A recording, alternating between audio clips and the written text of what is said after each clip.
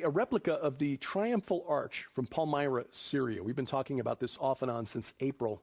Arrives and was unveiled in New York today. 20-foot model of the 48-foot original unveiled at New York's City Hall Park. A lot of the consternation and angst over this arch being erected, the replica of this arch being erected in New York City, like one was erected in London's Trafalgar Square earlier this year, is about an arch that the Romans put up to commemorate a military victory over Parthia. Was not part of the temple, either temple, not part of the religious services. But let's look at a bigger point here. Christians, we are behind enemy lines already. I mean, New York's City Hall, okay, this replica arch is going in the park next to New York City Hall. City Hall is topped by a Roman goddess. Statue of the Roman goddess Justice, equivalent to the Greek goddess Themis and the Egyptian goddess Ma'at.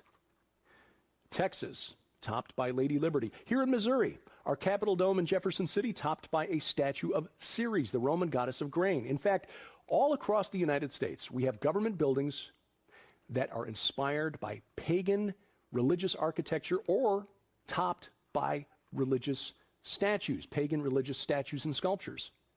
Not the least of which, in Washington, D.C., which you'd know if you read Tom Horn's book, Zenith 2016, the apotheosis of Washington inside the Capitol Dome. And of course, the Washington Monument itself, which is nothing more than an Egyptian obelisk, a representation of the 14th piece of Osiris after he was cut up by his evil brother Set. It's a phallic symbol. And you see them in cemeteries all over America where nominal Christians have been buried beneath an Egyptian religious symbol. So Christians, let's not freak out about this victory arch in New York City because we are surrounded by pagan architecture, pagan symbolism.